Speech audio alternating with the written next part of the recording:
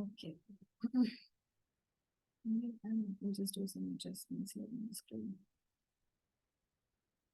So we'll be doing Srimad Bhagavatam, Canto 2, Chapter 4 today.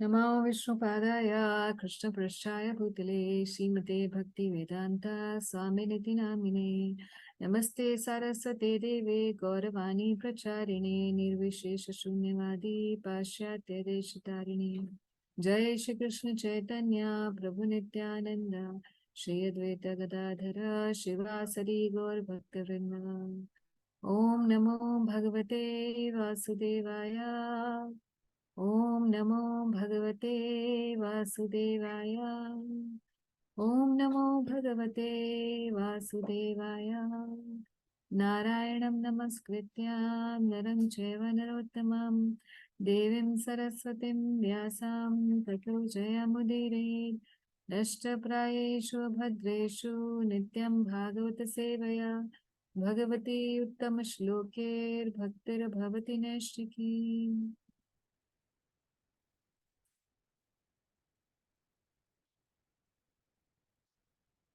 हमने पिछली बार discuss किया था, कंप्लीट किया था चैप्टर 3 एंड चैप्टर 3 में हमने देखा था कि सुत गोस्वामी को प्रेरित कर रहे हैं शौनक ऋषि कि वो आगे की कथा जो परीक्षित और सुखदेव गोस्वामी के बीच में हुई उसे बताएं, क्योंकि सुखदेव गोस्वामी से जब परीक्षित महाराज ने फर्स्ट कैंटो के एंड में 19th चैप्टर में क्वेश्चन पूछा था, तो फर्स्ट सेकंड कैंटो शुरू होते ही first chapter, second chapter and also to some extent the third chapter, the beginning of third chapter, the answer was given by Shukdev Goswami, and after that conversation was over. Once that conversation was over, then further questions of Parikshit Maharaj have not yet been asked, and that is why Sut Goswami paused for a second. While he paused that conversation between Shukdev and Goswami and Parikshit Maharaj, he was prompted again by Shaunak Rishi to give the further account of the conversation.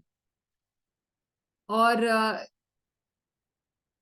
अब सुत गोस्वामी आगे क्या होने वाला है इसको इस chapter में डिस्क्राइब करेंगे, मगर जो आगे की कॉन्वर्सेशन है परीक्षित महाराज और सुखदेव गोस्वामी की, उसका जो एक्चुअल क्वेश्चन आंसरिंग है वो शुरू होगी नेक्स्ट चैप्टर में, यानी ये 5th चैप्टर में, जिसमें प्रोसेस ऑफ क्रिएशन के बारे में डिस्कशन शुरू होगा।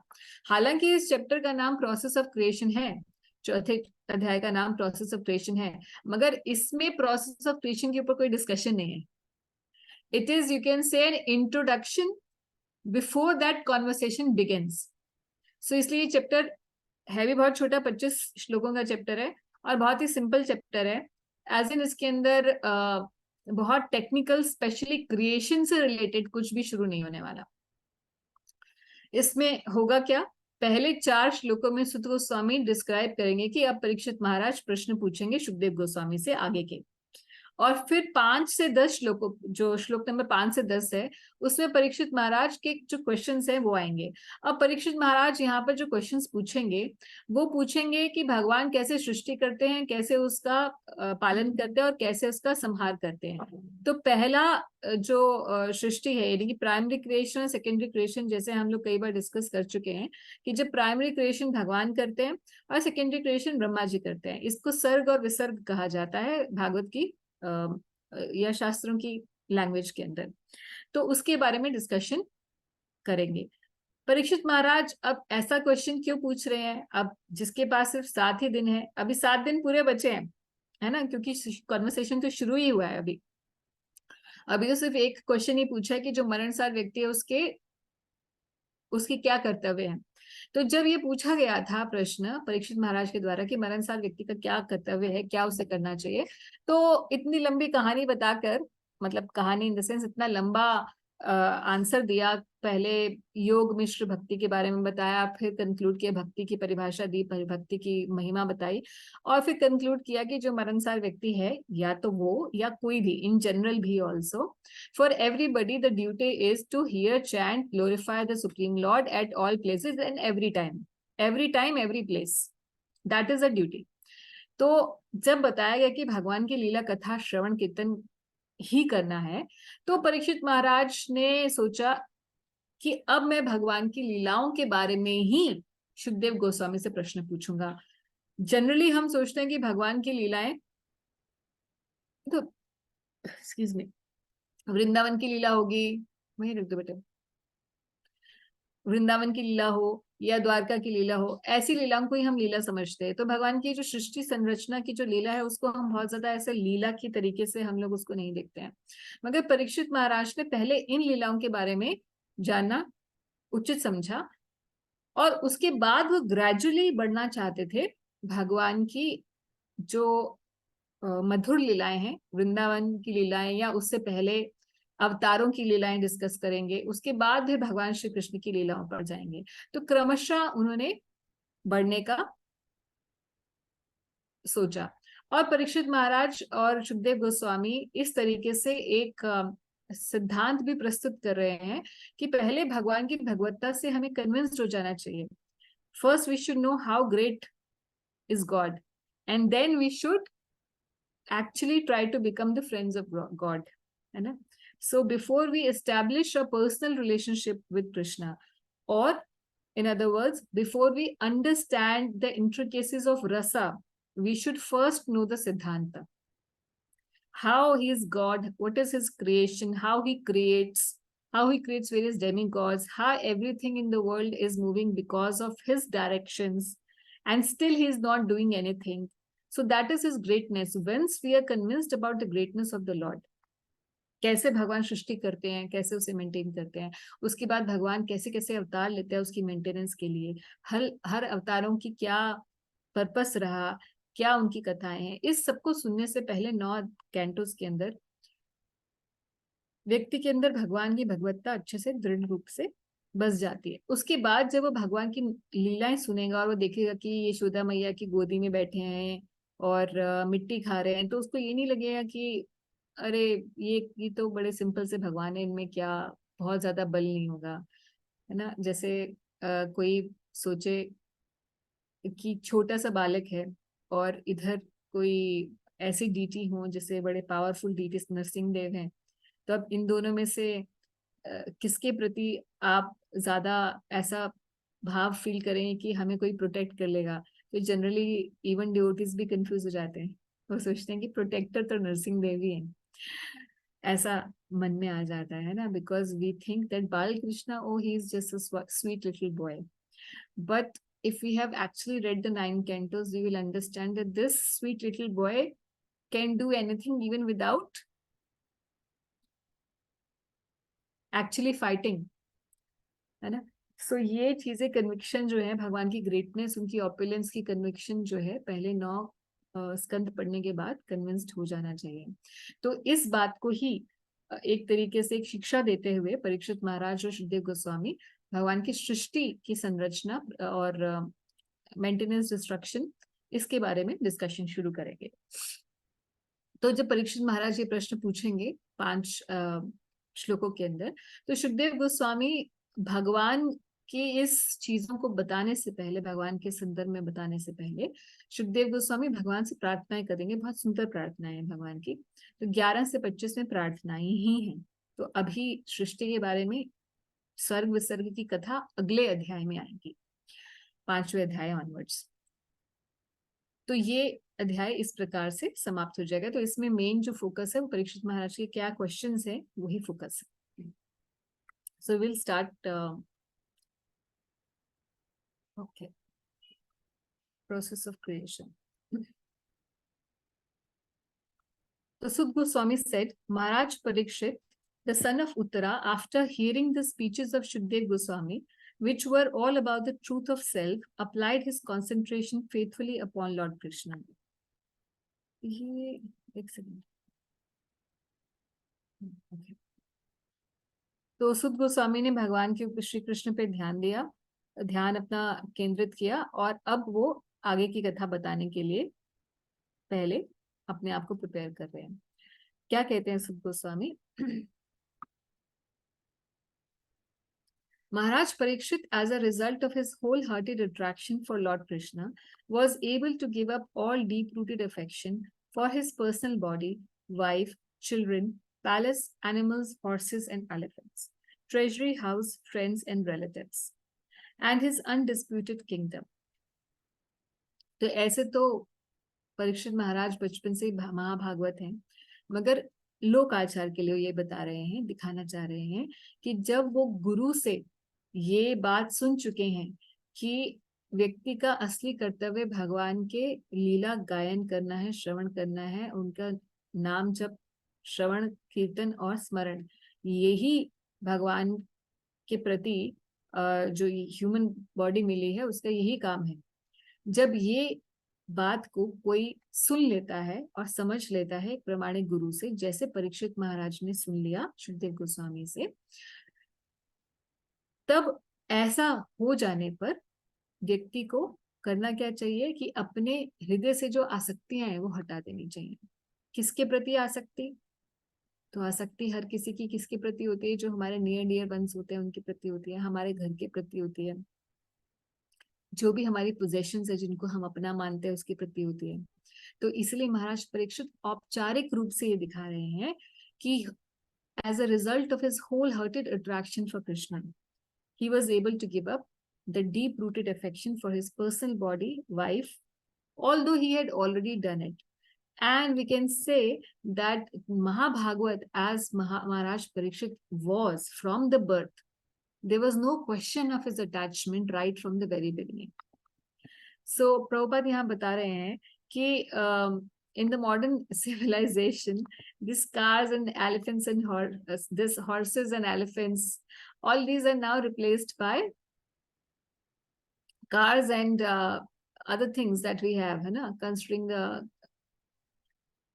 shift in the times. But the main problem still remains the same. The problem is attachment. And attachment for Prabhupada कह रहे हैं, attachment for household paraphernalia and for Lord Krishna go poorly together. One attachment is the path of darkness and the other attachment is the path of light. And since there is light, there is no darkness, and where there is darkness, there is no light. Whenever we hear these kind of things in the scriptures, कि विषय आसक्ति और कृष्ण के प्रति प्रीति, ये दोनों ही अलग दिशाओं में लेके जाने वाली चीजें हैं। और ये बिल्कुल सही है कि कृष्ण की तरफ चलोगे तो अपने आप आपको माया को छोड़ना ही पड़ेगा, माया जगत को छोड़ना पड़ेगा। और अगर माया जगत की तरफ मुंह कर लोगे तो कृष्ण भी छूट जाएंगे।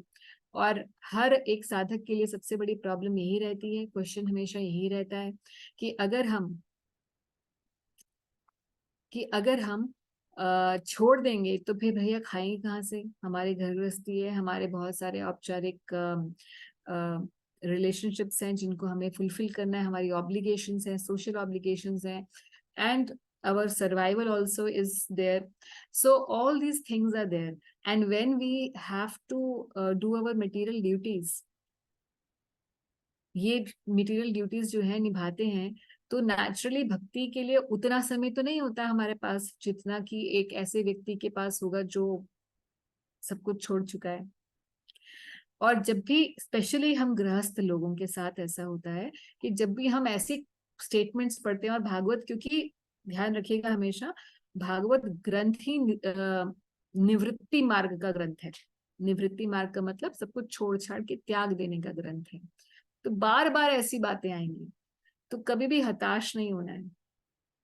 बार बार ऐसी बातें आएंगी, मगर उसका मतलब हमारे कॉन्टेक्स्ट में क्या रहेगा, उस चीज को प्रभुपाद कह रहे हैं कि हालांकि माया जगत और कृष्ण की भक्ति ये दोनों विपरीत हैं। अगर आप इधर जाएंगे तो इधर से हट जाएंगे, है ना।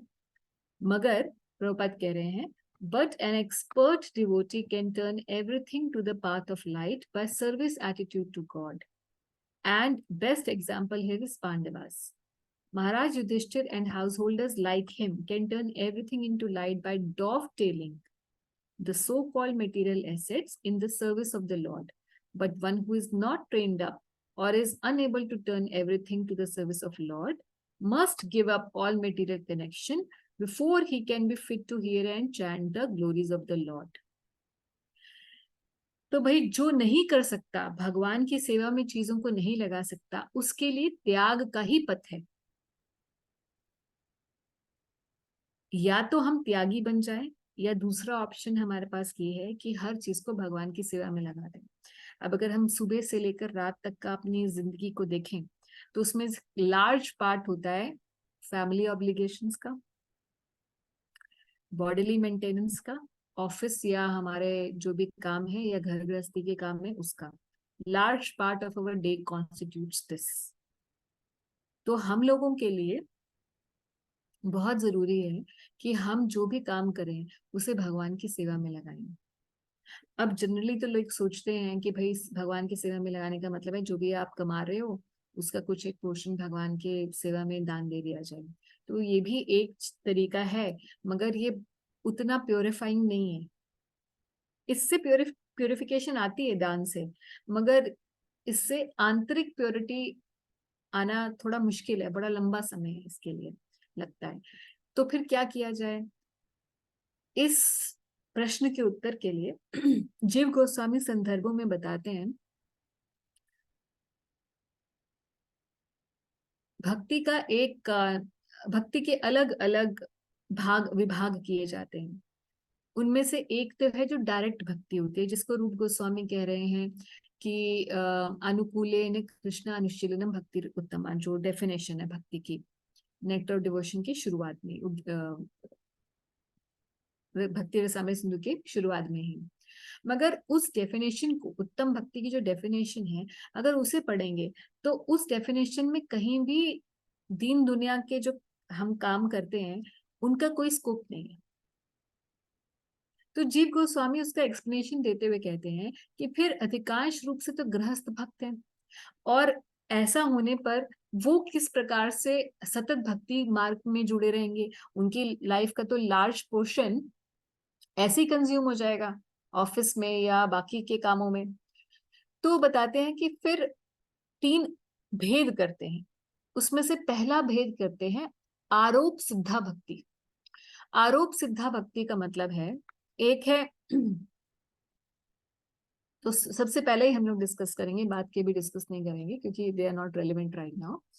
तो आरोप सिद्धा भक्ति में कहते हैं कि हालांकि वो भक्ति के काम नहीं होंगे, जैसे मान लीजिए कोई व्यक्ति, कोई भक्त है, वो दिन में 8 घंटे ऑफिस कर रहा है, it is not directly related to Krishna. He may just give a little portion of the money for some service, but the whole work, the time that he's spending, it is not exactly for the purpose of Krishna consciousness.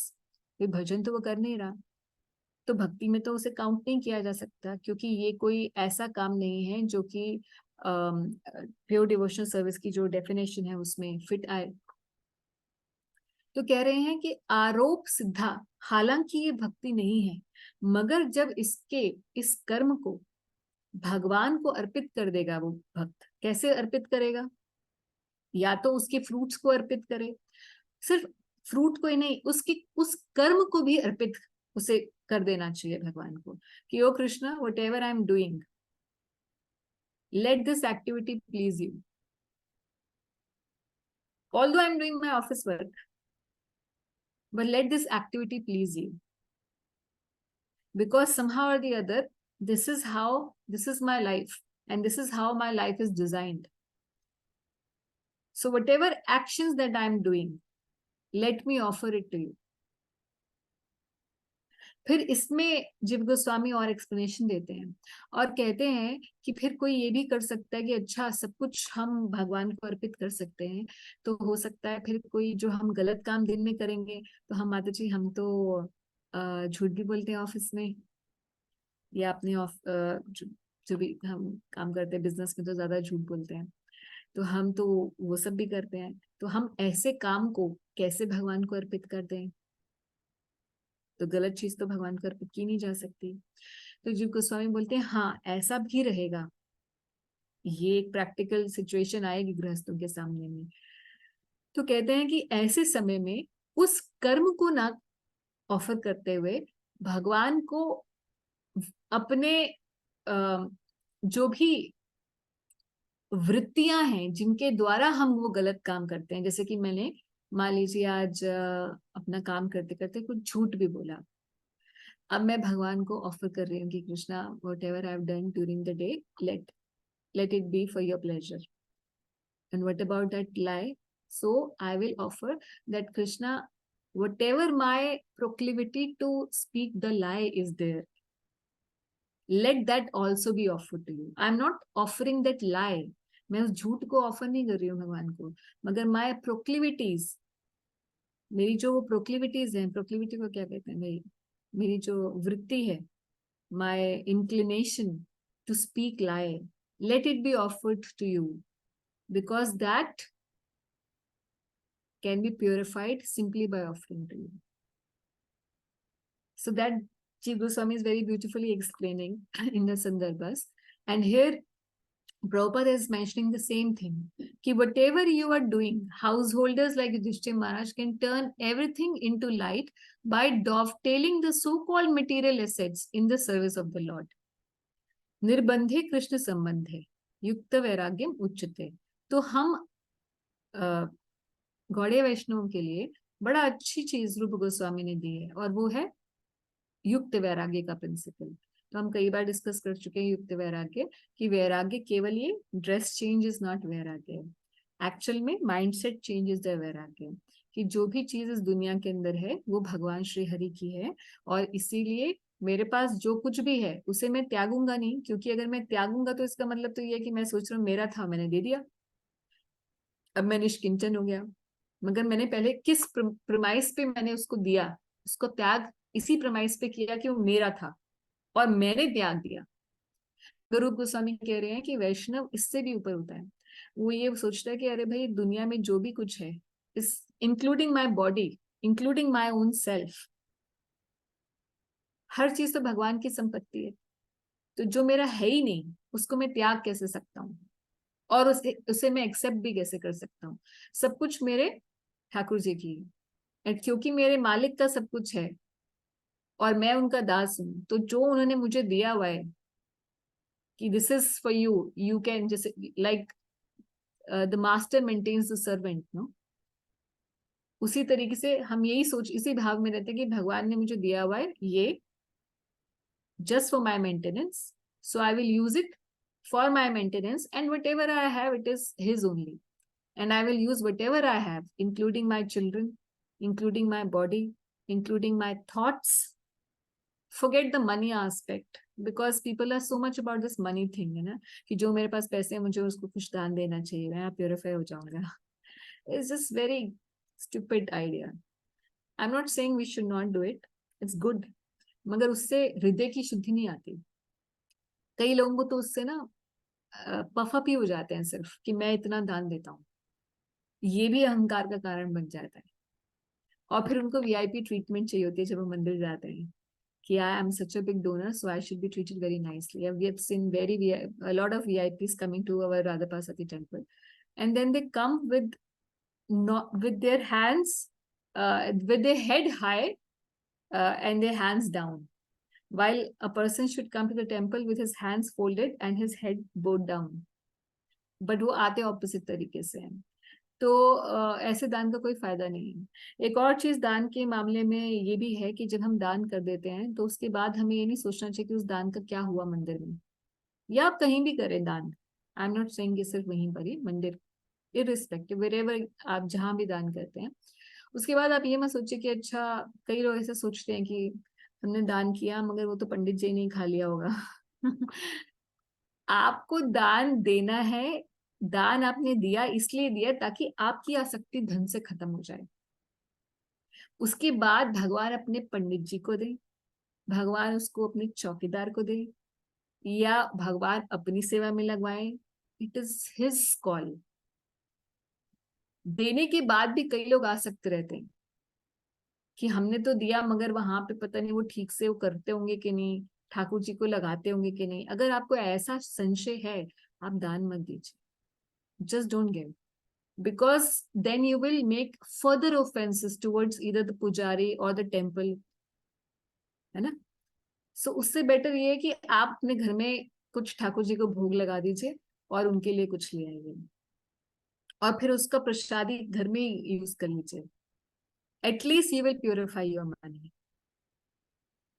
But if one gives donation and then keeps thinking कि इस पैसे का उन्होंने तो ये कर लिया होगा, मैंने तो सुना है मंदिर में ऐसा होता है, मैंने तो देखा है पुजारी के पास गाड़ी भी है, पुजारी के पास गाड़ी कहाँ से आ गई, तो इसका मतलब पुजारी खुद भी खाता होगा.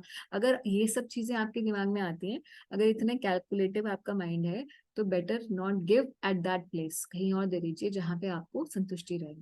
मगर सोचना उसके बाद नहीं होता, दान देने के बाद. So this is something else which I मतलब just came up in discussion. तो दो तरीके हैं, या तो त्याग कर दीजिए, या तो त्याग का मार्ग मार्ग भी है, वो भी बहुत अच्छा मार्ग है. मगर त्याग का मार्ग थोड़ा सा इसलिए नीचे है क्योंकि उसमें बुद्धि यही रहती है कि मेरा था मैंने दे दिया. मगर युक्त वैराग्य का मार्ग थोड़ा श्रेष्ठ ये है, इसलिए है क्योंकि युक्त वैराग्य के मार्ग में व्यक्ति हर चीज को भगवान की सेवा में लगा सकता है, और ये सबके लिए सुलभ भी है ये मार्ग, क्योंकि हम घर गृहस्थी में रहते हुए सब चीज भोगते हुए भी उससे निरासक्त हो सकते हैं. इसीलिए ये जनरल पब्लिक के लिए बहुत अच्छा है. तो महाराज परीक्षित जो कर रहे हैं, that he gave up everything. So we have to understand that since he is a descendant of Yudhishthira Maharaj, he must have mentally always used his whatever he had used in service of Krishna. तो पहले से ही युक्त वैरागी थे, और अब जब स्थिति ऐसी आई है कि उनका शरीर जाने वाला है, तब तो फिर उस समय में अगर एक्सटर्नली भी उन्होंने इस प्रकार से दिखाया तो उसकी कोई मतलब that's not a great thing basically. आगे क्या बोल रहे हैं?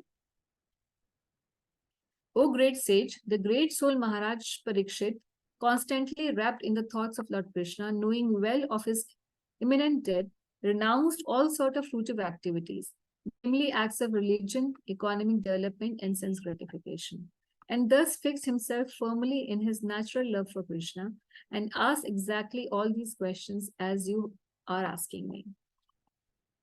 तो प्रभुपाद यहाँ बता रहे हैं कि क्योंकि वो राजा थे और उस समय का प्रभाव भी था, तो बहुत सारे कर्मकांडी चीजें भी हाउस होल्डर्स को करनी पड़ती हैं.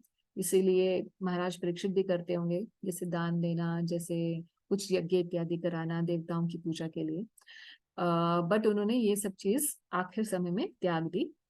तो which is a very simple thing to understand. We will not discuss this.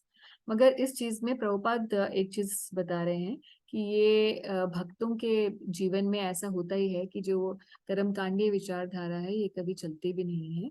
और उसका एक एग्जाम्पल यहाँ दे रहे हैं कि किस प्रकार से भक्त कर्मकांडीय चीजों को ना करते हुए solely that they depend on Krishna. कर्मकांडी चीजें हम लोग भी बहुत सारे करते हैं जनरली, हम लोग मतलब ज्यादातर हिंदूज करते हैं, ज्यादातर हिंदू घरों में होती है. डिवोटीज तो जनरली नहीं करते हैं. फिर भी कई डिवोटीज भी हैं जो करते हैं, डिपेंडिंग ऑन, कभी कभी किसी घर में सोशल प्रेशर होता है, किसी के पेरेंट्स ऐसे होते हैं जो करते हैं तो उनकी वजह से करना पड़ता है. मगर अगर आपके पास ऐसे कोई रीजंस नहीं है तो इसलिए आपको नहीं करना चाहिए. तो जैसे कि फॉर एक कर्मकांडी चीजों में क्या क्या आ जाता है, जैसे किसी भी देवी देवताओं की पूजा करना किसी सोशल इवेंट पर. मान लीजिए हाउस वार्मिंग है, हाउस वार्मिंग पे आप कोई यज्ञ कराते हैं, तो उस यज्ञ में किसी देवी देवता, कुल देवी की पूजा होना इत्यादि, ये सब जो होता है, इस प्रकार की कर्मकांडी चीजें रहती हैं. अगर तो आपके घर में बड़े बूढ़े हैं जिनका मन जो है वो नहीं ही चलेगा, और वो आपको बोलेंगे क्या तुम इस्कॉन में चले गए, यही तुम भक्ति करते हो, अगर ऐसा वाला होने वाला है और घर में झगड़ा होने वाला है तो ठीक है, दैट्स फाइन, उनकी सेटिस्फैक्शन के लिए कर सकते हैं. But otherwise there is no need for devotees, because once you take shelter of Krishna everything else is managed. इसमें प्रभुपाद 3 एग्जाम्पल्स दे रहे हैं. एक तो महाप्रभु का ही एग्जाम्पल दे रहे हैं कि शिक्षाष्टकम का आशीर्वा पादरताम प्रनष्टुमाम, ये जो श्लोक है शिक्षाष्टकम का, कि Lord Krishna, who is a lover of many devotees, may embrace this fully surrendered maid servant or may trample me with his feet, or he may render me broken hearted, but not being present before me for a long duration of time. Still he is nothing less than the absolute lord of my life. मतलब ये श्लोक actual में श्री चैतन्य महाप्रभु ने नहीं गाया हुआ, क्योंकि ये चैतन्य महाप्रभु ने बाद में बोला हुआ है. एक्चुअल में दिस इज अ श्लोक विच राधा रानी हैज स्टेटेड.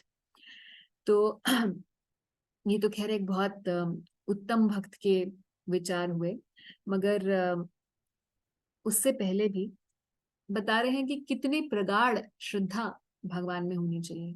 इतनी प्रगाढ़ श्रद्धा होनी चाहिए कि भगवान से कुछ मांगने पर नहीं भी मिले तो भी ये नहीं सोचना चाहिए कि अरे ये कैसे भगवान है तो कुछ नहीं देते. That shouldn't be the mood. Complete surrender should be the mood. और क्या कह रहे हैं कि ओ लॉर्ड ऑफ द पुअर, रूप गोस्वामी कह रहे हैं, O Lord of the poor, do what you like with me. Give me either mercy or punishment. But in this world, I have none to look after except your lordship. The chatak bird always prays for the cloud, regardless of whether it showers rain or throws a thunderbolt. तो ऐसा होना चाहिए भक्त को जैसे चातक पक्षी है. पिछले अध्याय में हमने पढ़ा था ना कि कैसे अलग अलग देवताओं की पूजा का प्रावधान है अलग अलग चीजें मांगने के लिए, मगर यहाँ रूप गोस्वामी वैष्णव का विचार बता रहे हैं. वैष्णव की कैसी भगवान में श्रद्धा होनी चाहिए कि भगवान अगर मुझे कुछ भी मिलना है ना तो बस आपसे ही मुझे चाहिए, किसी और से मुझे कोई वर नहीं चाहिए. कोई अपने आप भी आकर मुझे वर दे रहा होगा तो मुझे किसी और से कुछ लेना देना नहीं है. अच्छा, ऐसी क्यों जरूरत है? ऐसी जरूरत इसलिए क्योंकि इष्ट निष्ठा के बिना हम इष्ट की प्राप्ति नहीं कर सकते.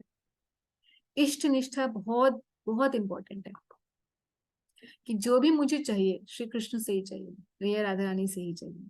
कैसे? जैसे चातक पक्षी कहीं और से कितना भी प्यासा क्यों ना, मर भी क्यों ना जाए, चातक पक्षी केवल वर्षा का ही जल पीता है, बिल्कुल वैसे ही. तो माधवेंद्रपुरी जी का फिर एग्जाम्पल देते हुए कह रहे हैं कि कैसे बड़ा ये फेमस श्लोक है माधवेंद्रपुरी जी का. ओ माई evening prayer all good upon unto you, O my morning bath, I bid you goodbye. Generally ऐसे सोचते हैं ना लोग, संध्या वंदनम. तो संध्या वंदनम को कह रहे हैं, बाय बाय कर रहे हैं संध्या वंदनम को. और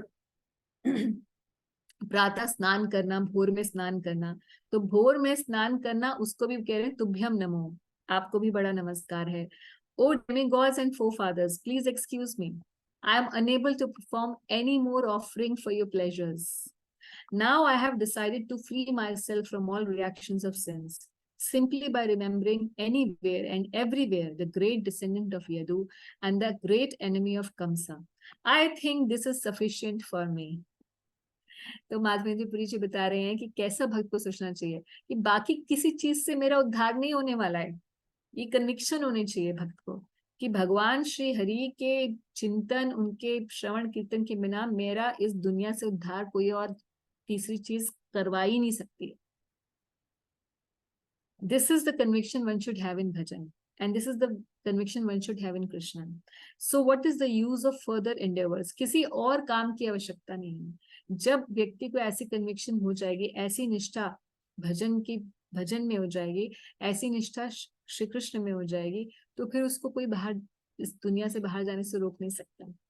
और अगर वो सोचे कि नहीं, बाकी चीजें तीर्थ यात्रा स्नान दान इत्यादि ये मुझे बचा लेगा, तो ये होने नहीं वाला.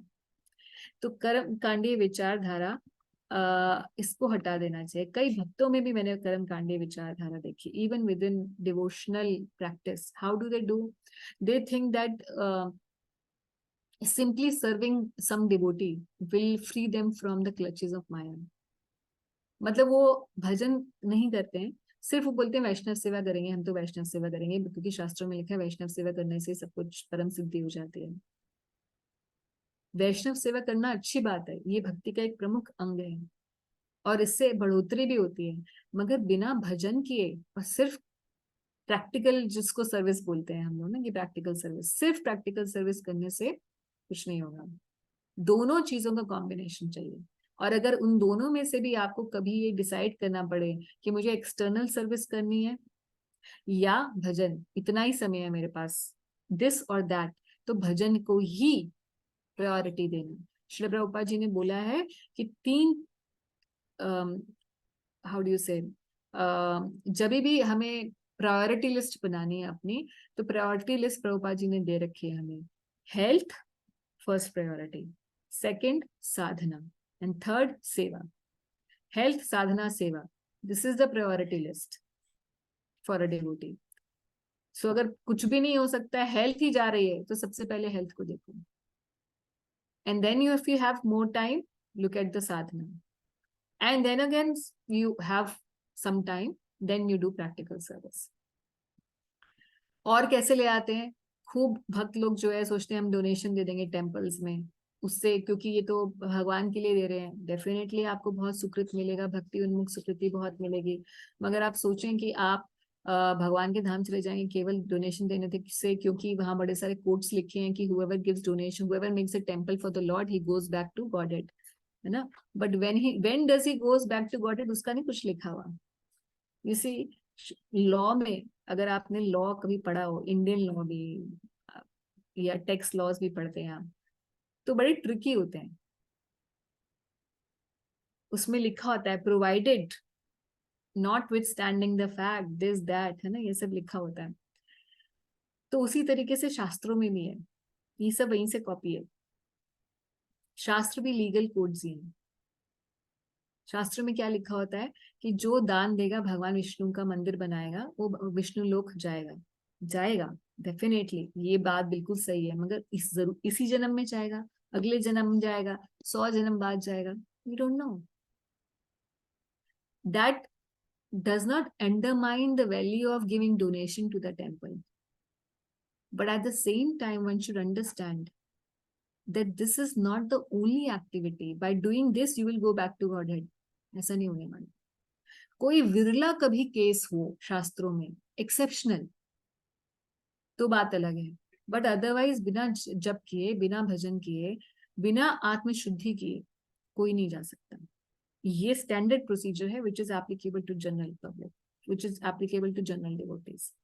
तो इस तरीके से कर्मकांडी विचारधारा को भक्ति में नहीं लेकर आना चाहिए, और बाकी भी जो हम कर्मकांडी चीजें करते हैं उन्हें कम से कम करना चाहिए, ओनली ऑब्लिगेटरी हो तभी करना चाहिए। सो यहाँ तक हमने अभी किया। 5th श्लोक ऑनवर्ड्स हम लोग नेक्स्ट क्लास में करेंगे, क्योंकि अभी हमें थोड़ा सा डिस्कशन करना है।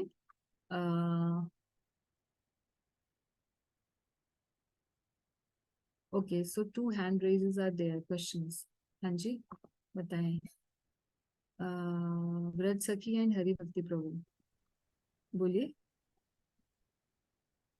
माता जी आप पूछ लीजिए पहले। हाँ जी, क्या? I didn't get. व्रत सखी आप बोलिए, प्रभु जी शायद हरे कृष्ण माता जी, प्रणाम। माता जी आपने बहुत अच्छा हमें तरीका बताया निवृत्ति के मार्ग को समझने का, कि किस तरह हम लोग है ना युक्त वैराग्य के थ्रू कर सकते हैं। माता जी एक चीज मुझे समझनी थी कि जब हम किसी चीज को यूज करते हैं तो धीरे धीरे उससे अटैचमेंट हो जाता है ना, चाहे वो वस्तु हो चाहे वो व्यक्ति हो, है ना।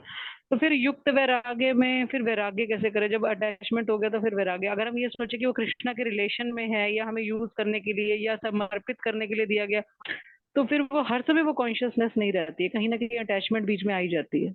हम्म। इसको तो आप थोड़ा हेल्प। तो इसमें एक तो ये है कि जब हम अपनी साधना को सही मेंटेन रखते हैं ना, तो अपने आप वैराग्य का भाव बना रहता है। हमें हमेशा ये स्मृति रहती है कि मेरा नहीं है, और जैसे ही हम विस्मृति में आते हैं ना, कि हम सोचते हैं ये मेरा है, तो भगवान कुछ ना कुछ ऐसा इवेंट हमारी लाइफ में ले आते हैं जिससे हमें पता चल जाता है, स्मरण हो आता है कि ये मेरा नहीं है, ये किसी भी समय जा सकता है।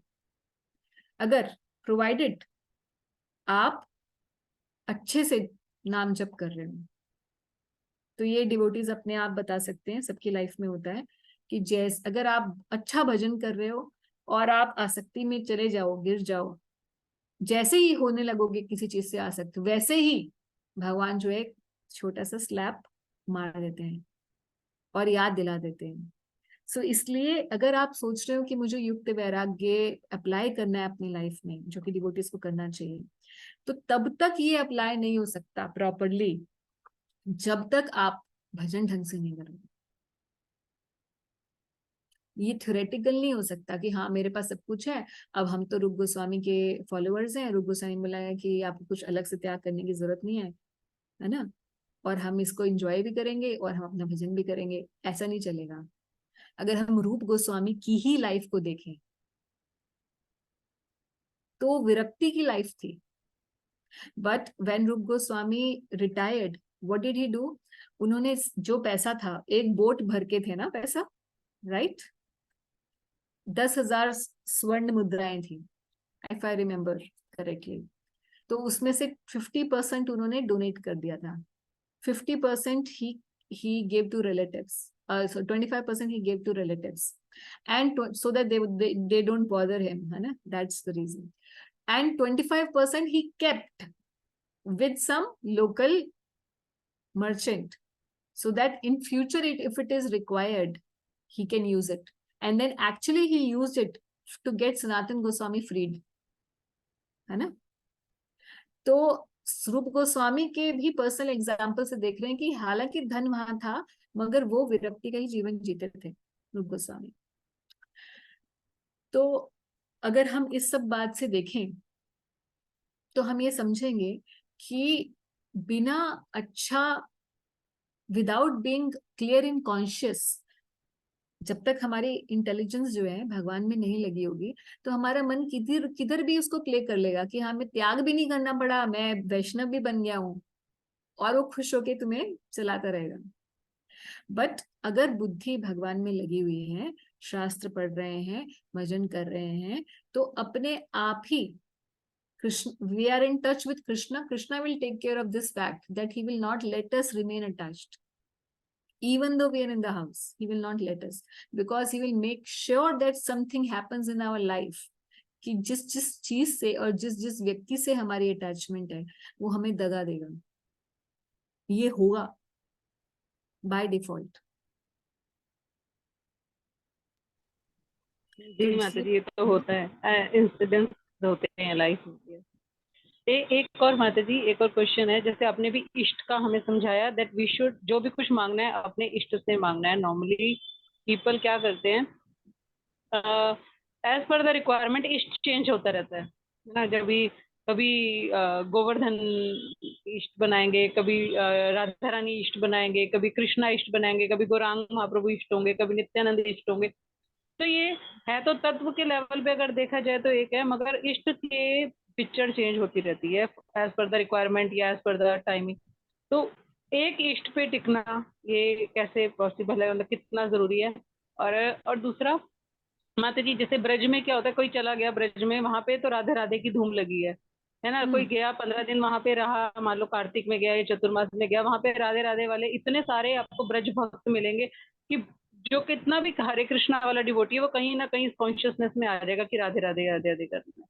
फिर वो मायापुर जाएगा तो वहां जाके वो गौरांगा गौरांगा कॉन्शियसनेस में आ जाएगा। फिर वो जगन्नाथपुरी जाएगा तो वहाँ जय जगन्नाथ कॉन्शियसनेस में आ जाएगा। तो आई वांट टू अंडरस्टैंड कि किस तरह अपने आप को एक ईस्ट कॉन्शियसनेस में टिकाया जाए। हाँ, तो देखिए जहां तक राधा कृष्ण का सवाल है, राधा गौड़ीय वैष्णवों के इष्ट जो हैं कौन है, राधा कृष्ण, सिर्फ राधा रानी नहीं है और सिर्फ कृष्ण नहीं है। अगर कोई बोले गौड़ीय वैष्णव की मेरे तो इष्ट सिर्फ राधा रानी है तो उसने फिलॉसफी को समझा नहीं है, और अगर कोई बोले कि मेरे इष्ट सिर्फ कृष्ण है उसने भी फिलॉसफी को समझा नहीं है। हाँ, आराध्यो भगवान ब्रजेश तन्या तद्धाम वृंदावनम, है ना। तो हमारे इष्ट तो राधा कृष्ण है, हम उन्हीं का ही युगल मंत्र हम जप करते हैं और हम उन्हीं के ही धाम जाना चाहते हैं और हम उन दोनों की सेवा करना चाहते हैं। जब हम नाम जप करते हैं तो हम यही बोलते हैं कि हे राधा रानी मुझे कृष्ण की सेवा में लगाओ। मैं सिर्फ यही नहीं बोलती कि हे प्रार्थना राधा रानी से है मगर कृष्ण की सेवा भी है। तो इसका मतलब ऐसा तो है नहीं कि कृष्ण की सेवा करूंगी मैं जाके राधा रानी की सेवा नहीं करूंगी, ऐसा नहीं होगा। तो it's a divine couple, we worship the divine couple, जय राधा माधव कुंज बिहारी, है ना। तो दैट्स व्हाट वी सिंग, हमारा नेशनल एंथम है ये इस्कॉन का। तो हम युगल इष्ट हमारे हैं और हम युगल नाम ही जप करते हैं। यही युगल इष्ट, ये युगल इष्ट का ही स्वरूप श्री चैतन्य महाप्रभु है। तो श्री चैतन्य महाप्रभु और कृष्ण अलग नहीं है। इसीलिए महाप्रभु और कृष्ण, अगर कोई बोले कि गौरांगा को बोल रहे हैं और वो उधर राधा कृष्ण को बोल रहे हैं, इसमें कोई भेद है, तो भी वो सिद्धांत नहीं समझा है। और जगन्नाथ वो कृष्ण ही है, वो कोई अलग स्वरूप नहीं है, वो है कृष्ण ही, श्याम सुंदर ही है, महाप्रभु उन्हें श्याम सुंदर ही देख रहे हैं। हाँ, अब इष्ट में प्रॉब्लम कहाँ आ जाएगी, जब कोई बोले कि मेरे बलराम जी इष्ट है, एक दिन मेरे बलराम जी इष्ट है, एक दिन मेरे कृष्णा इष्ट है, यहाँ डिफरेंस हो जाएगा। अभी तक तो हम कृष्णा में ही घूम रहे हैं, you understand. Shri Chaitanya Mahaprabhu is who, he is Krishna himself, Brajendra Nandan ही है। जगन्नाथ कौन है, इस ब्रजेंद्र नंदन, सिर्फ महाभाव अभी महाभाव स्वरूप में है। और कृष्ण और Radha Rani, they are also the same absolute truth. ठीक है, ये एक ही कैटेगरी है। अब इसके बाद भगवान के एक्सपेंशन शुरू होते हैं, जैसे कि बलराम जी, नित्यानंद प्रभु, या अद्वैताचार्य, या नरसिंह भगवान, या भगवान श्री विष्णु, या सीताराम लक्ष्मण हनुमान जी, सॉरी सीताराम जी, या लक्ष्मण जी, नॉट हनुमान जी। तो इस प्रकार की अभी अलग अलग एक्सपेंशन हो गए। अब इष्ट चेंज हो गया। Okay, now coming to Giriraj ji. Giriraj ji is Krishna himself. Giriraj is Brajendra Nandan Krishna. Yes, माता जी, but as per the area या एज पर द धाम, कुछ समय के लिए वो एक्सचेंज, बोले कोई नहीं बात नहीं वो। नहीं, ऐसे कुछ समय के लिए कोई इष्ट नहीं चेंज कर सकता। पहली बात तो ये है कि अच्छा, मैं let me complete what I was saying. तो अब प्रश्न आ जाता है कि अब हम गिरिराज जी, जगन्नाथ जी, श्री चैतन्य महाप्रभु और राधा कृष्ण, अब ये तो सेम ही तत्व है। ठीक है, इसमें भी लोग इधर उधर होते रहते हैं कि अब मैं गौरांगा वाला हूं, अब मैं इधर वाला हूं। ठीक है, तो ये इष्ट चेंज नहीं हो रहा। क्यों? क्योंकि हम गोलोक जा रहे हैं, गोलोक के 3 विभाग हैं, और गोलोक के 3 विभागों में एक श्वेत द्वीप है, जहां पे विप्रलम्ब रस में महाप्रभु के रूप में राधा कृष्ण रहते हैं। ठीक है, तो it is very well same ishta and the same धाम।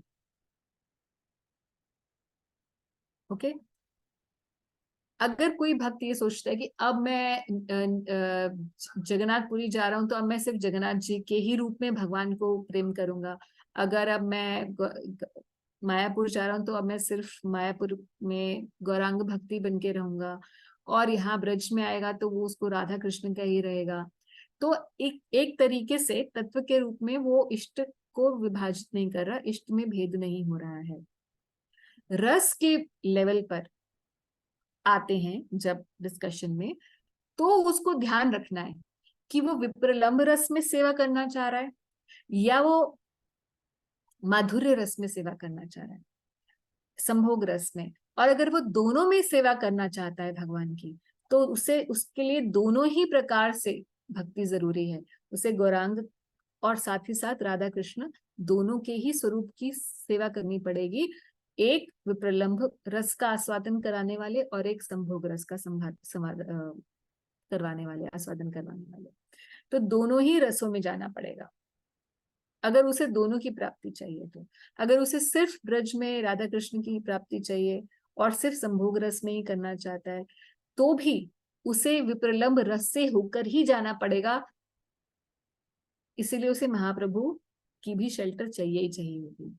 तो रस तत्व में आकर भी महाप्रभु और श्री चैतन्य महाप्रभु और राधा कृष्ण तीनों रिक्वायर्ड, मतलब both are required, both sides are required, और दरे एंड माधुर्य बोथ साइड्स आर रिक्वायर्ड। इसमें इष्ट में भेद नहीं होता है। ठीक है, but at the same time if we in the ultimate sense, अगर हम देखा जाए अल्टीमेट सेंस में आराध्य भगवान ब्रजेश तनया तद्धाम वृंदावन, ये अल्टीमेट सेंस। सब बातों का अगर निचोड़ लगा लिया जाए कि अच्छा हमें एक ही विग्रह बताइए और एक ही व्यक्ति बताइए और एक ही धाम बताइए, तो श्री कृष्ण है और तद्धाम वृंदावन। अगर सब बातों का निष्कर्ष निकाला जाए तो ठीक है। हाँ, अगर कोई बोले कि आज मैं नरसिंह भगवान का भक्त भी हूँ और मैं राधा कृष्ण का भी भक्त हूँ, तो अच्छी बात है, मगर फिर भी इसमें इष्ट निष्ठा में भेद हो जाएगा। क्यों? क्योंकि वो भगवान के लेसर अवतार हैं और वो स्वयं श्याम सुंदर श्री कृष्ण नहीं है, नरसिंह भगवान। यहां पर भेद हो जाए, तत्व में नहीं, रस में। माता जी मतलब Vrindavan Shri Krishna means the Krishna that is along with Radha Rani and Gopi. Yes, इसमें एक प्रश्न आया था, बड़ा अच्छा मैंने पढ़ा था, कुछ गौड़ीय वैष्णवों का डिस्कशन था, जिसमें प्रश्न पूछा जा रहा था कि क्या भक्तों को ऐसे कोई क्वेश्चन है कि रामनवमी का व्रत रखना चाहिए, नहीं रखना चाहिए, हाफ डे फास्टिंग होनी चाहिए। ऐसे हमेशा कंफ्यूजन रहती है नहीं कि हाफ डे फास्टिंग हो या नहीं हो रामनवमी पर या नरसिंह चतुर्दशी पर। फिर हम बोलते हैं कि प्रभुपाद जी ने केवल 3 ही पर फुल फास्टिंग बताई हुई है, बाकियों पर जैसे नित्यानंद प्रभु के उस पर प्रभुपाद जी ने फुल फास्टिंग नहीं बताई हुई, मगर कई डिवोटीज कई टेम्पल्स में होती है, कईयों में नहीं होती है, कईयों में हाफ डे फास्टिंग होती है, कई में फुल डे फास्टिंग होती है। तो ये भी इस प्रकार से बना ही रहता है और हर किसी की अपनी अपनी मान्यता है इस मामले में, even among the Vaishnava society. तो क्वेश्चन ये पूछा गया था, डिस्कशन हो रहा था, कुछ काफी सीनियर वैष्णवास, मतलब रियली सीनियर वैष्णवास। सो बात ये आई तो उन्होंने बोला कि भाई अगर कोई गौड़ीय वैष्णव है और अगर वो रामनवमी पर व्रत रखता है तो अच्छी बात है, हाफ डे रखता है, फुल डे रखता है, दैट्स अप टू हिम। और अगर नहीं भी रखे, नहीं भी रखे तो कोई दिक्कत नहीं। You know why? Although for others, other Hindus, if they don't keep Vrata on Ram Navami, in fact, it is considered a sin by not keeping व्रत on राम नवमी। तो शास्त्रों में लिखा है कि जो राम नवमी के दिन अगर व्रत नहीं रखता तो उसकी बहुत सारे, उसकी जो एक्यूमुलेटेड पायस डीड्स है वो खत्म हो जाती है, ऐसे सब लिखा हुआ है। तो व्हाट अबाउट द वैष्णव, गौड़ीय वैष्णव? क्योंकि हमारे इष्ट निष्ठा केवल राधा कृष्ण में है, इसीलिए अगर हम भगवान के और अवतारों के प्रति आदर तो हमारा रहेगा, मगर अगर हम उनके व्रतों का पालन और उनके प्रति बहुत ज्यादा पूजा इत्यादि नहीं करते हैं तो कोई हानि नहीं है, क्योंकि हमारे वो इष्ट नहीं है। सिद्धांत के रूप में हम समझते हैं कि वही उन्हीं का ही एक विस्तार है, मगर कोई हानि नहीं है अगर हम नहीं भी रखें। टेक्निकली स्पीकिंग, अगर आप बिल्कुल टेक्निकल सिद्धांत की बात पूछते हैं तो ये सिद्धांत है।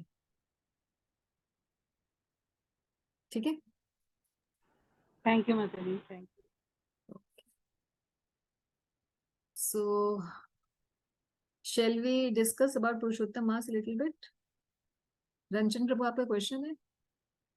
नहीं ऐसी वो अच्छा, बात करनी थी माता जी। यस जैसे आपका पार्सल ना थोड़े दिनों बाद शायद पहुंचेगा, मैंने एक बार पता किया था। यस, अच्छा, यहाँ पे बंगाल में एक कहावत है, जैसे काफी फेमस है, आपने सुना होगा, जय कृष्ण सई गौड़ सई जगन्नाथ।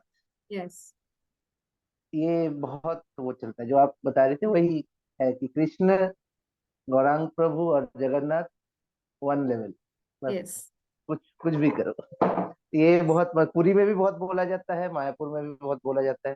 फॉर्चुनेटली हमारे लिए क्या है कि मायापुर पूरी, मतलब ठीक है, आप 2 डे बीच में का टूर बैठे कभी भी हम मार देते हैं। आपका और हमारा सेम सिचुएशन है, आप मायापुर के पास बैठे हैं, वृंदावन के।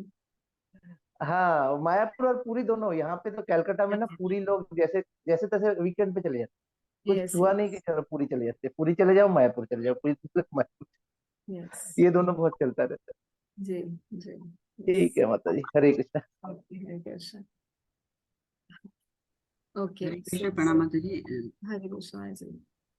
जैसे बृहस्पति माता जी का जो प्रश्न था उसका उसका उल्टा क्या है माता जी? उसका सपोज जिसको अपने इष्ट के ऊपर इतना है कि अगर वो जगन्नाथपुरी में जाता है, कहीं पर भी जाता है, अपने इष्ट को भूलता नहीं है, तो और वहां जहाँ गया है अगर उनके प्रति केवल आदर भाव रखता है, और तो ये अपराध वाले या किसी नहीं, गलत तो नहीं नहीं, आएगा?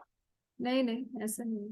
नहीं आता ना? जैसे मान लीजिए कि अगर किसी को सिर्फ राधा कृष्ण ही उनके इष्ट हैं और वो हम्म, मायापुर जाता है तो महाप्रभु और उनके पार्षदों के प्रति उनका आदर भाव है, जानता भी है फिलोसफिकली कि ये वही है, मगर फिर भी उनको उसी रूप yes, से ही अट्रैक्शन है, राधा कृष्ण।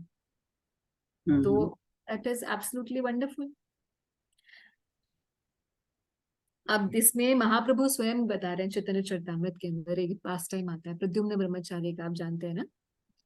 एक प्रद्युम्न ब्रह्मचारी थे, प्रद्युम्न ब्रह्मचारी महाप्रभु के पार्षद थे, मगर उनके इष्ट कौन थे? नरसिंह भगवान। तो उन्होंने बुलाया महाप्रभु को भोज पे बुलाया अपने घर, 3 प्लेट लगाई।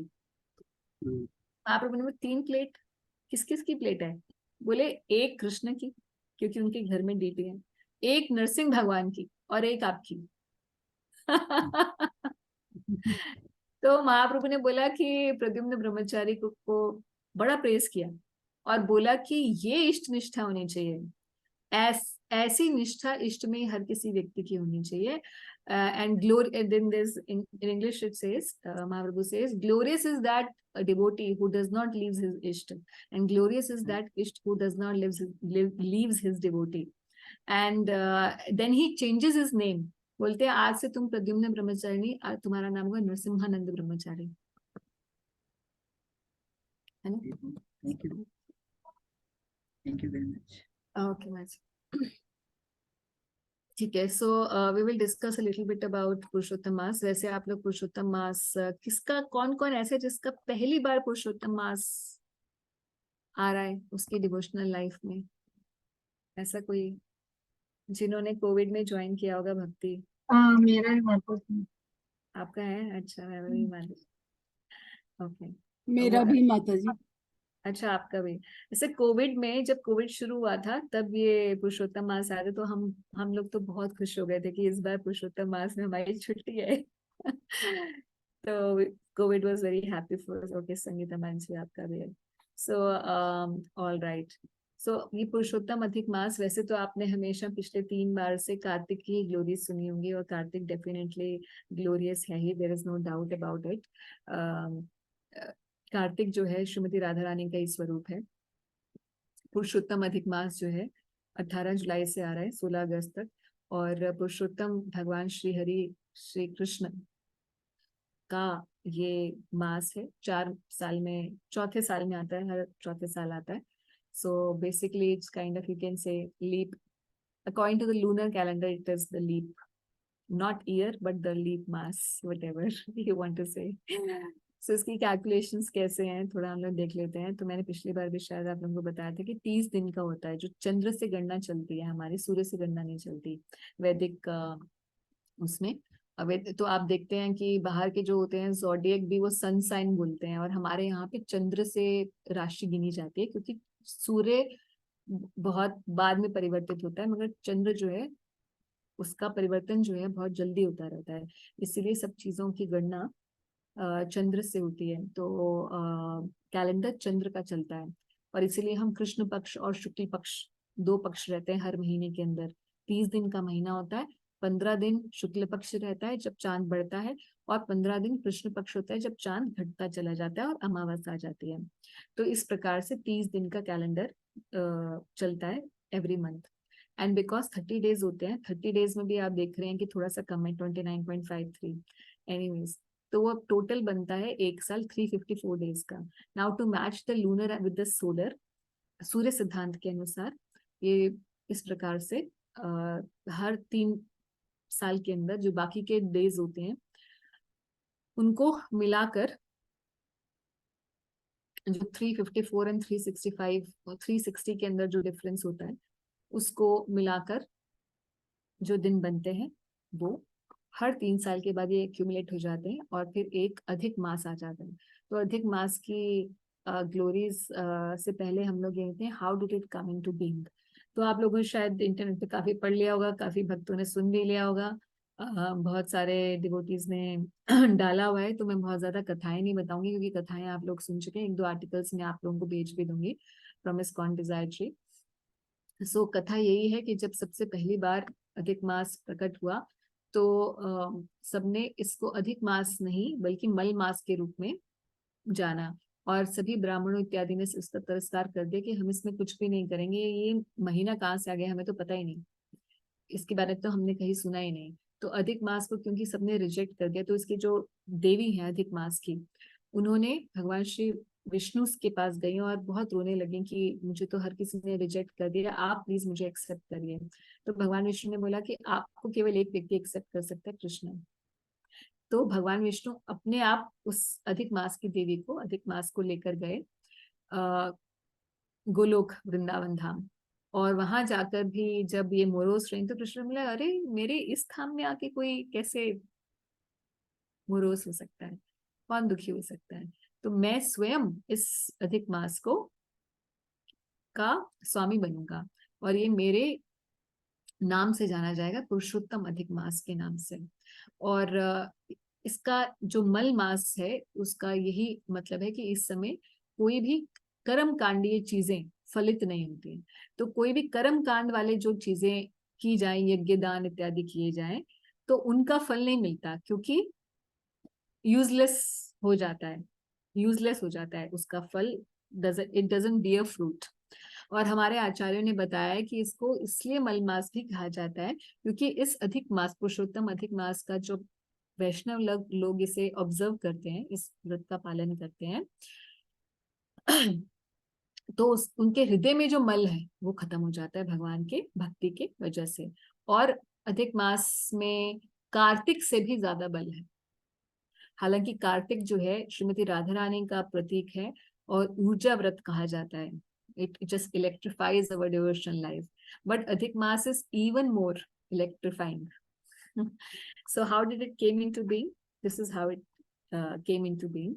और ग्लोरीज ऑफ पुरुषोत्तम अधिक मास पद्म पुराण स्कंद पुराण के अंदर आते हैं, तो एक दो हम लोग पढ़ते हैं। I'll send you this PPT if required. So Lord Shri Krishna says, Purushottam month has all powers. I have to bless its observers. One who follows Purushottam Vrat will destroy all his past sinful reactions. Without performing Purushottam Vrat, one cannot perform pure devotional service. The value of Purushottam month is far more valuable than all type of austerities and religious activities mentioned in the Vedas. Anyone who observes Purushottam Vrata will return to my abode Golok at the end of his life. And while he says that, so there's this katha wherein Krishna is telling the Pandavas, पांडवों को बता रहे हैं कि आपकी ऐसी दुर्दशा क्यों है। और द्रौपदी महारानी वन में आए हैं भगवान, और द्रौपदी महारानी पूछते हैं कि मेरा इतना अपमान हुआ, जो मैं आपकी भक्त हूँ फिर भी मेरा इतना अपमान कैसे हुआ। तो भगवान बताते हैं कि पिछले जन्म में जब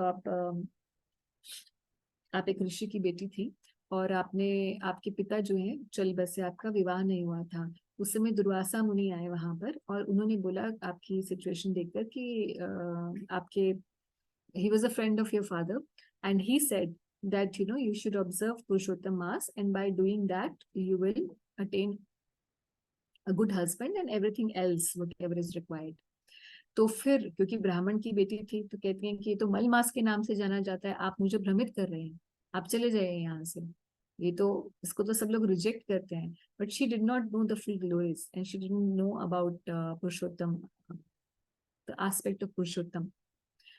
तो दुर्वासा मुनि बोलते हैं कि मैं तुम्हें श्राप तो दूंगा नहीं, ऑलरेडी तुम्हारा कोई है नहीं, शादी तुम्हारी हुई नहीं, तुम्हारे पिता मर गए हैं, तो अभी मैं कुछ भी तुम्हें कहूंगा नहीं, तुम्हें कोई श्राप मैं नहीं दूंगा, मगर क्योंकि तुमने पुरुषोत्तम मास को ऑफेंड किया है इसके लिए आपको पे करना पड़ेगा in the future life.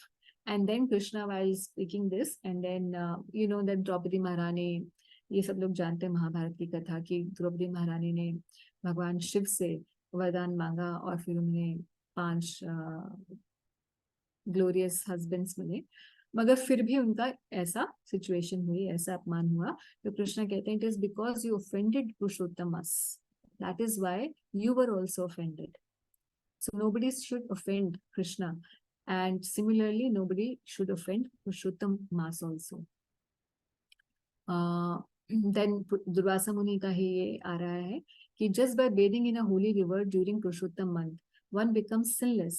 The glory of all other months is not equal to 1/16th of the glory of Purushottam month. By bathing in a holy place, giving charity and chanting the holy name of Krishna during Purushottam month, all miseries are destroyed. One attains all kind of perfection and fulfills all his desires. तो 3 चीज हैं आगे इनको coat करते हुए श्री कृष्ण ही पांडवों को ये बता रहे हैं, द्रौपदी को ये बता रहे हैं, और बता रहे हैं 3 अंग हैं पुरुषोत्तम मास के। पहला charity, so I've written it, I think, हाँ, 3 things, 3 main observances. First is chanting mantra, second is दान, and third is पवित्र स्नान, किसी पवित्र नदी इत्यादि में स्नान। तो ये 3 चीजें, ये 3 अंग हैं। इनको कैसे हम लोग करेंगे ऑब्जर्व, हम लोग डिस्कस करेंगे। So basically, as Krishna is the supreme among all incarnations, Purushottam is the supreme among all months. So Purushottam month is the holiest month and is far superior even to Magh, Vaishakh and Kartik. तो माघ का स्नान बहुत famous होता है, आप जानते हैं, गंगा जी जाते हैं लोग माघ स्नान करने के लिए। और कार्तिक तो सभी वैष्णव जानते हैं कि कार्तिक से बड़ा कोई और व्रत नहीं होता, पूरे 12 महीनों में कार्तिक हमारा टॉप रहता है। मगर then Purushottam is even best in that. And why it is also best, in the next Krishna is saying, one who observes Purushottam Vrat will burn up all reactions to his bad karmas and attain the direct service of Radha Krishna. Purushottam month is the best month for all spiritual advancements because Krishna overlooks all अपराध्स। अगर कोई अपराध युक्त भी नाम जप कर रहा है या अपराध से, क्योंकि हम लोग करते ही हैं, अभी हमारा स्टेटस ही वही है, but Krishna overlooks during this month. That's why the भक्ति गिव्स व्हाटएवर नाम जप जो भी हम लोग करेंगे भक्ति की प्रक्रियाएं, उसका बहुत गुणा फल मिलेगा, बहुत अधिक फल मिलेगा, कार्तिक से भी ज्यादा। So how it should be observed, what additional vows should we take and how to conclude the vrata? तो 3 मेन ऑब्जर्वेंसेस हैं। चैंटिंग मंत्र तो हमें जप, नाम जप करना चाहिए, तो नाम जप अगर आप कर रहे हैं, थोड़ा बढ़ा सकते हैं तो बढ़ा लीजिए, बहुत अच्छा रहेगा। ये बहुत अच्छा समय है नाम जप बढ़ाने के लिए। और अगर आपको लगता है कि रोज तो मैं 16 ही बड़ी मुश्किल से होती है, ऑफिस जाना होता है या स्कूल कॉलेज वटेवर, तो वीकेंड पर नाम जप थोड़ा ज्यादा बढ़ाइए, ऐसा कर लीजिए। सो और otherwise some devotees do like this कि I will chant 108 extra rounds during the entire month. तो 16 माला तो मैं करता हूँ, अब 108 माला और करूंगा। अब किसी भी दिन, अब आप देख लीजिए कि किस, उसको बांट लीजिए, या तो हर दिन में बांट लीजिए कि हर दिन में इतनी आ गई, है ना, या फिर आप वीकेंड पर उससे 30 एक्स्ट्रा करके कर सकते हैं, व्हाटएवर सूट्स योर टाइम। मगर मेन चीज ये है कि जो भी आप वाव लें, जो भी आप व्रत लें, उसको आप खंडित ना होने दें, ये जरूरी रहता है। तो ऐसा ही वाव लीजिए जो आप कर सकें। अब I think Bali Gaurangi is there, Bali Gaurangi ने को आज भेजा था, and it is also floating in other groups, this challenge, Purushottam Maas challenge हमारे ग्रुप में आया है ना। Bali Gaurangi is not there today, so personally I don't like this word challenge. ठीक है, वो तो आजकल बच्चों को अट्रैक्ट करने के लिए हमें प्रीचिंग स्ट्रैटेजीज में ये सब यूज करना पड़ता है, but otherwise speaking this word challenge is a very narrow mentality. व्रत जो शब्द है, वाव, व्रत, ये इसकी बड़ी गरिमा है, क्योंकि जब हम बोल रहे हैं कि oh I'll take a challenge that I will do this in the Purushottam month, that I am so much relying on my own self. मैं करूंगा, आपकी मैं तो गई नहीं कि मैं ही करने वाला हूँ, भक्ति में भी इतनी मैं, I am taking the challenge to do it. व्रत में व्यक्ति का पूरा कॉन्शियसनेस अलग है। जो भी व्रत हम रखते हैं तो उससे पहले हम भगवान को प्रार्थना करते हैं कि भगवान आप सत्य संकल्प हैं, मेरे संकल्प को जो मैंने आपकी सेवा के लिए लिया है उसे आप पूरा करने में मेरी हेल्प करिए। तो यहाँ पर मूड ही अलग है ना। और ये चैलेंज वाली स्पिरिट नहीं है, यहाँ तो हम ह्यूमिलिटी वाली स्पिरिट आ जाती है। तो बिल्कुल ये दिन और रात का फर्क है चैलेंज और व्रत के अंदर। तो इवन दो आप वो चैलेंज वाले पे क्लिक कर किए होंगे, करिए, बहुत अच्छी बात है, और उसको मगर भावना चैलेंज की मत रखिएगा, वाव की ही रखिएगा, व्रत की ही उससे रखिएगा। तो वो ठीक है, एक संघ बनाने के लिए और यूथ्स को अट्रैक्ट करने के लिए आजकल ये सोशल मीडिया पे चलता है। किशोरी कुछ समय बाद पहले मुझसे बोली, मम्मी आज I will do all day painting challenge. तो मैंने बोला बेटा आप तो सारे दिन यही करते रहते हो, फिर व्हाट इज द चैलेंज? तो she whatever she likes to do she just brings a challenge that today it's my all day TV watching challenge. So आजकल बच्चों में ये चीज आ गई है कि आज हम ये करेंगे तो आज इसका ही चैलेंज चलाएंगे। तो जो भी है ये थोड़ी बचकानी बातें, जो थोड़े ज्यादा गंभीर हैं भक्ति के अंदर, वो इन शब्दों के प्रयोग से अपने आप को थोड़ा बचाएं, क्योंकि फिर मानसिक चेतना जो है ना वो वैसी ही हो जाती है, फिर कहाँ आप वो कर रहे हैं जो आपको करना चाहिए। एनीवेज, तो डोनेशन जो है, डोनेशन को हम कैसे करेंगे? तो दान आप लोग जो भी आप चाहें दान दे सकते हैं। Best days for charity Ekadashi, Dwadashi, Purnima, Amavasya, these are the best days. Snan in sacred reverse. अब हम, अगर आपके घर के पास, अगर आप इतने सौभाग्यशाली हैं आपके घर के पास ऐसे गंगा जी, जमुना जी, ये आप जा सकते हैं तो बहुत अच्छा है। अगर नहीं, आप जो दिल्ली एनसीआर में हैं वो सब वृंदावन तो जाएंगे ही जाएंगे, तो आप जब आप राधा कुंड, श्याम कुंड या बाकी कुंडों में आप स्नान करते हैं तो आपको सभी पवित्र नदियों में स्नान करने का फल मिलता ही है। तो इस प्रकार से स्नान कर सकते हैं। और अगर कोई भक्त बोल रहा है कि भाई, सोचता है भाई मैं तो जा ही नहीं सकता, कहीं नहीं जा सकता, my situation is like this, कि मैं पुरुषोत्तम मास है, मैं जानता हूँ स्नान का फल है, स्नान होना भी चाहिए, मैं कहीं नहीं जा सकता, तो अपने घर में सबके गंगा जल रहता है, तो रोज जो है गंगा जल अपने ऊपर थोड़ा सा छिड़क सकते हैं।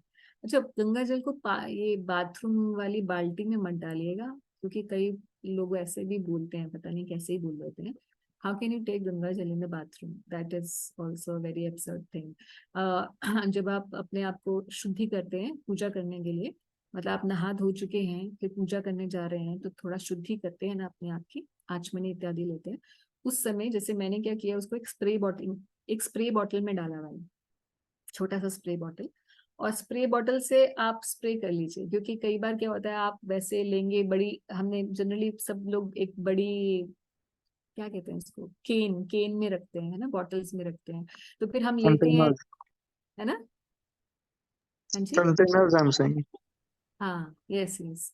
तो उससे होता ये है कि वो थोड़ा बहुत गिर उड़ जाता है, तो द स्प्रे बॉटल में रखने से क्या है, थोड़ा इधर उधर गिरेगा नहीं, and it will be easier for you, handy for you, वो आप स्प्रे कर सकते हैं। सो दिस वे ऑल्सो आपका स्नान जो है, और 3 बार गंगा गंगा गंगा, आप गंगा जी को पुकारेंगे तो गंगा स्नान का फल मिल जाता है। सो इस प्रकार से आप कर सकते हैं अगर आप कहीं नहीं जा रहे हैं तो। सो ये तो 3 मेन ऑब्जर्वेंसेस हैं जो इस व्रत की, जो शास्त्रों में लिखी हैं। इसके अलावा other observances are there which we must do as per our capabilities. तो keeping celibacy for 1 month, strictly celibacy is required, ब्रह्मचर्य रखना चाहिए, ब्रह्म मुहूर्त में उठना, सुबह जप करना, भगवान को दीप अर्पण करना, और रोज भगवत गीता का जो पुरुषोत्तम योग का अध्याय है उसका उच्चारण करना चाहिए, और जगन्नाथ अष्टकम, क्योंकि पुरुषोत्तम भगवान श्री पुरुषोत्तम है जगन्नाथ जी, तो पुरुषोत्तम मास में जगन्नाथ अष्टकम गाने का भी प्रावधान है। यही ना, अगर आप पुरुषोत्तम जगन्नाथ अष्टकम नहीं गा रहे हैं तो नंदनंदन अष्टकम या चौराग्रगण्यम पुरुषम अष्टकम जो है वो भी गा सकते हैं। और daily recite Shrimad Bhagavatam at least few shlokas.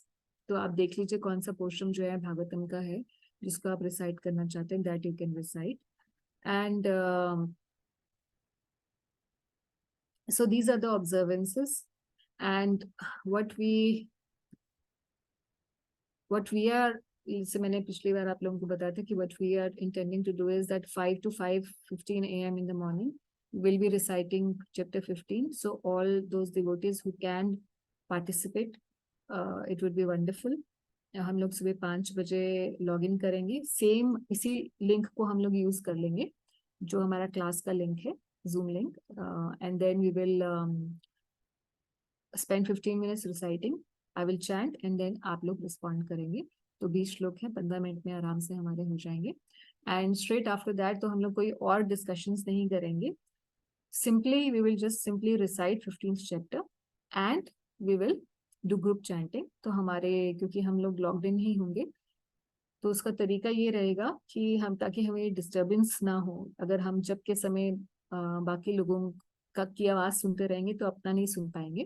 तो उसका तरीका हम लोग इसी तरीके से करते हैं, you will keep our cameras on and हम अपना माइक भी ऑन रखेंगे, मगर अपने डिवाइस की वॉल्यूम जो है 0 कर देंगे ताकि हमें दूसरों का ना सुनाई दे और उससे डिस्टरबेंस ना हो हमारे जप में। मगर हम जप कर रहे हैं और हमारा वीडियो और ऑडियो ऑन रहेगा, तो हम लोग थोड़ा सचेत रहेंगे कि हम संग में और भक्तों के साथ हैं। सो मुझे लगता है थोड़ा सा सही रहेगा इस प्रकार से। So for 30 days we will be doing this starting Tuesday morning. और बाकी जो चीजें हैं पुरुषोत्तम अधिक मास के बारे में, एक बहुत अच्छा राइटअप है जो कि 2012 में या उससे भी थोड़ा पहले हिज होलीनेस महानदी स्वामी महाराज ने लिखा था। जो उसी राइटअप को इस्कॉन डिजायर ट्री पे अभी भी है, वो 2018 में लिखा गया, कृष्णा.com पे भी है, और बहुत सारे और डिवोटीज अभी भी फ्लोट कर रहे हैं उसी राइटअप को without quoting the name of his holiness Mahanadi Swami Maharaj, because due to some event in 2012 he left ISKCON. So please do not get confused. I will be sending the same write-up. ISKCON Desire Tree पर ही है वो, उसी का link मैं भेजूंगी, तो आप लोग पढ़ लीजिएगा उसको कि और क्या क्या चीजें इसमें हैं जो आप कर सकते हैं। उन्होंने बहुत अच्छे बताया कि कैसे कंक्लूड करना है इस जब आप संपन्न करेंगे तो कैसे करना है, व्रत को संपन्न कैसे किया जाता है, तो सब डिटेल्स उसके अंदर लिखी है। So we will stop here if you have any questions, otherwise we will stop here and conclude today's class. माता जी माता जी हरे कृष्णा, ये डाइटी वर्शिप फिर आप 4:30 को करते हो क्या? 5 to 5:15 आपने ये रिसाइटेशन है, तो हम लोग तो मॉर्निंग सेवा करते हैं विग्रह, मतलब आरती वारती, तो वो हम लोग इसके पहले 4:35 ऐसे करेंगे। तो ये टाइम आपको सुटेबल नहीं है मैं भी माता जी? नहीं, मतलब मैं क्या करती हूँ माता जी, मेरा ऑलमोस्ट 5:30 को होता है वर्शिप मॉर्निंग का, so I just will be doing before that, no, because after 6 या 6 o'clock कर सकते हैं लोग।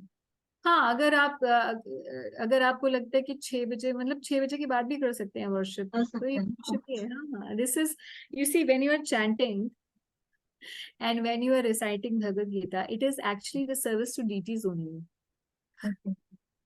Okay? Yeah, it's not something else.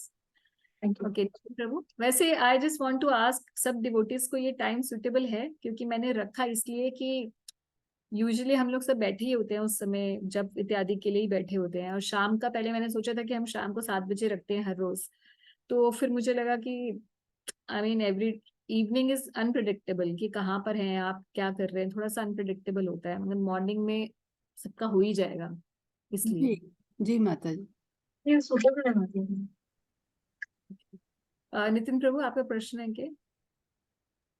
Hare Krishna Mataji. I wanted to ask Mataji, why is donation a good day?